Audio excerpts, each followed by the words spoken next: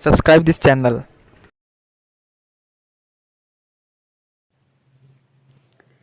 Hello everyone, ਅੱਜ ਦਾ ਜਿਹੜਾ ਆਪਣਾ ਟੌਪਿਕ ਹੈਗਾ ਉਹ ਹੈਗਾ ਡਿਮਾਂਡ ਪੇਜਿੰਗ। ਡਿਮਾਂਡ ਪੇਜਿੰਗ ਹੁੰਦਾ ਕੀ ਆ? In computer operating system demand paging is a method of virtual memory ਦਾ ਇੱਕ ਮੈਥਡ ਹੈਗਾ।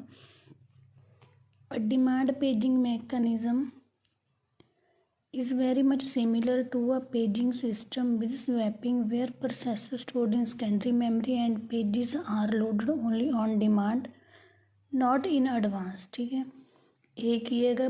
ਪੇਜਿੰਗ ਦੀ ਤਰ੍ਹਾਂ ਹੀ ਪ੍ਰੋਸੈਸ ਹੁੰਦੀ ਹੈ, ਸਿਮਿਲਰ ਹੈ। ਪੇਜਿੰਗ ਆਪਾਂ ਪਹਿਲਾਂ ਕੀਤੀ ਆ, ਪੇਜਿੰਗ ਦੀ ਤਰ੍ਹਾਂ ਸਿਮਿਲਰ ਹੁੰਦਾ। ਬਟ ਡਿਮਾਂਡ ਪੇਜਿੰਗ ਦੇ ਵਿੱਚ ਕੀ ਹੁੰਦਾ, ਆਪਾਂ ਪੇਜ ਨੂੰ ਉਦੋਂ ਹੀ ਸਵੈਪ ਕਰਾਂਗੇ ਜਦੋਂ ਕਿ ਉਹਦੀ ਡਿਮਾਂਡ ਹੈ, ਮਤਲਬ ਜਦੋਂ ਉਹਦੀ ਨੀਡ ਹੈ, ਉਦੋਂ ਉਹਦੀ ਮੰਗ ਹੋ ਰਹੀ ਹੈ ਜਦੋਂ। ਠੀਕ ਹੈ, ਉਸ ਟਾਈਮ 'ਤੇ ਹੀ ਆਪਾਂ ਪੇਜ ਨੂੰ ਮਤਲਬ ਕਿ ਸਵੈਪ ਕਰਾਂਗੇ। ਐਡਵਾਂਸ ਦੇ ਵਿੱਚ ਪਹਿਲਾਂ ਉਹਨੂੰ ਸਵੈਪ ਨਹੀਂ ਕਰਨਾ। ਠੀਕ ਹੈ, ਸਵੈਪ ਇਨ ਕਰਤਾ ਤਾਂ ਸਵੈਪ ਆਊਟ ਆਪਾਂ ਉਹਨੂੰ ਉਦੋਂ ਕਰਾਂਗੇ ਜਦੋਂ ਉਹਦੀ ਡਿਮਾਂਡ ਹੋ ਰਹੀ ਹੈ, ਹਾਂ ਦੂਸਰੀ ਪ੍ਰੋਸੈਸ ਨੂੰ ਚੀਜ਼ ਚਾਹੀਦੀ ਹੈ। ਠੀਕ ਹੈ, ਬਾਕੀ ਸਾਰੀ ਪ੍ਰੋਸੈਸ ਪੇਜਿੰਗ ਦੀ ਤਰ੍ਹਾਂ ਹੀ ਹੈ, ਬਟ ਡਿਮਾਂਡ ਪੇਜਿੰਗ ਦਾ ਕੀ ਹੈ, ਸਵੈਪ ਆਪਾਂ ਉਹ ਵਾਲੇ ਪੇਜ ਨੂੰ ਉਦੋਂ ਕਰਾਂਗੇ ਜਦੋਂ ਉਹਦੀ ਡਿਮਾਂਡ ਹੋ ਰਹੀ ਹੈ।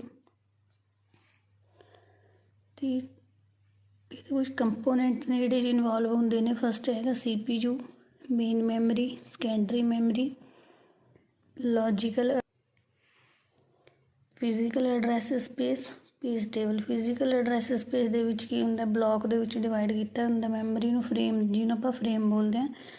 ਪੇਜ ਟੇਬਲ ਦੇ ਵਿੱਚ ਕੀ ਹੁੰਦਾ, ਲਿਸਟ ਹੁੰਦੀ ਹੈਗੀ। ਠੀਕ ਹੈ, ਇੰਡੈਕਸ ਦੀ ਤਰ੍ਹਾਂ ਨੰਬਰਿੰਗ ਹੋਊਗਾ ਉਹਨਾਂ ਦਾ, ਅਤੇ ਜਿਹੜਾ ਪੇਜ ਟੇਬਲ ਹੁੰਦਾ ਹੈਗਾ। ਨੈਕਸਟ ਹੈਗਾ ਆਪਣਾ ਥ੍ਰੈਸ਼ਿੰਗ ਕੀ ਹੁੰਦਾ?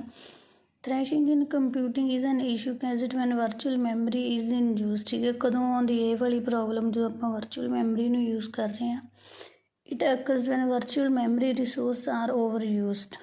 ਠੀਕ ਹੈ, ਵਰਚੁਅਲ ਮੈਮਰੀ ਦੇ ਜਿਹੜੇ ਰਿਸੋਰਸ ਨੇ ਜਦੋਂ ਓਵਰ ਯੂਜ਼ਡ ਕੀਤੇ ਜਾਂਦੇ ਨੇ, ਉਦੋਂ ਇਹ ਵਾਲੀ ਪ੍ਰੋਬਲਮ ਹੈ ਜਿਹੜੀ ਥ੍ਰੈਸ਼ਿੰਗ ਦੀ ਉਹ ਅਕਰ ਹੁੰਦੀ ਹੈ।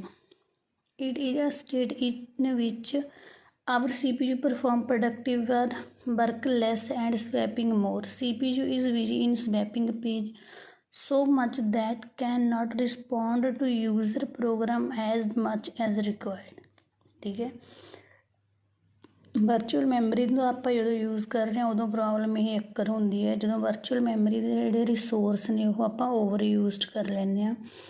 ਮਤਲਬ ਕਿ ਜਿਹੜਾ CPU ਹੈ ਉਹ ਸਿਰਫ ਡਾਟਾ ਸਵੈਪ ਕਰਨ ਦੇ ਵਿੱਚ ਬਿਜੀ ਆ। ਜਿਹੜੇ ਯੂਜ਼ਰ ਪ੍ਰੋਗਰਾਮ ਨੂੰ ਰਿਕੁਐਸਟ ਕਰ ਰਹੇ ਨੇ ਉਹਨਾਂ ਨੂੰ ਵਾਪਸ ਕੋਈ ਰਿਸਪੌਂਡ ਨਹੀਂ ਦੇ ਰਿਹਾ CPU। ਠੀਕ ਹੈ, ਬਸ ਡਾਟਾ ਸਵੈਪ ਕਰ ਰਿਹਾ। ਯੂਜ਼ਰ ਦੀ ਜਿਹੜੀ ਕੋਈ ਰਿਕੁਐਸਟ ਆ ਰਹੀ ਹੈ, ਪ੍ਰੋਗਰਾਮ ਦੀ ਰਿਕੁਐਸਟ ਆ ਰਹੀ ਹੈ, ਉਹਦਾ ਕੋਈ ਰਿਸਪੌਂਡ ਨਹੀਂ ਦੇ ਰਿਹਾ CPU, ਸਿਰਫ ਸਵੈਪ ਕਰਨ ਦੇ ਵਿੱਚ ਬਿਜੀ ਹੈ। ਤਾਂ ਉਦੋਂ ਇਹ ਵਾਲੀ ਪ੍ਰੋਬਲਮ ਹੈ ਜਿਹੜੀ ਆਉਂਦੀ ਹੈ। If CPU is so much busy in doing task thrashing ਅਕ। ਠੀਕ ਹੈ, ਜਦੋਂ CPU ਲਗਾਤਾਰ ਬਿਜ਼ੀ ਰਹਿੰਦੇ ਸਵੈਪ ਡਾਟਾ ਨੂੰ ਸਵੈਪ ਕਰਨ ਦੇ ਵਿੱਚ, ਅਤੇ ਯੂਜ਼ਰ ਦੇ ਜਿਹੜੇ ਪ੍ਰੋਗਰਾਮ ਨੇ ਉਹਨਾਂ ਦਾ ਰਿਸਪੌਂਡ ਨਹੀਂ ਕਰਦਾ, ਤਾਂ ਉਸ ਟਾਈਮ 'ਤੇ ਇਹ ਵਾਲੀ ਪ੍ਰੋਬਲਮ ਹੈ ਜਿਹੜੀ ਥ੍ਰੈਸ਼ਿੰਗ ਉਹ ਅਕਰ ਹੁੰਦੀ ਹੈ।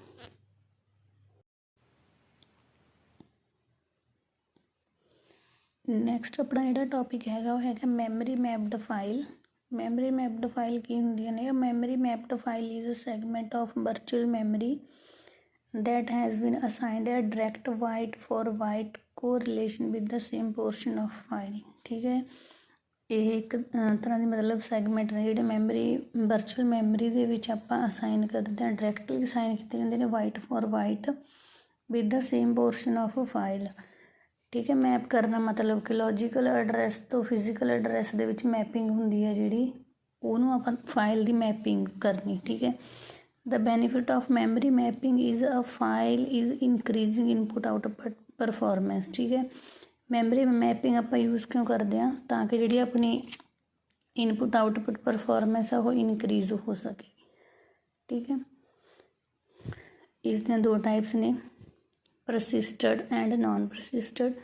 Persisted files are associated with a source file on a disk. The data is saved to the source file on the disk once the last process is finished।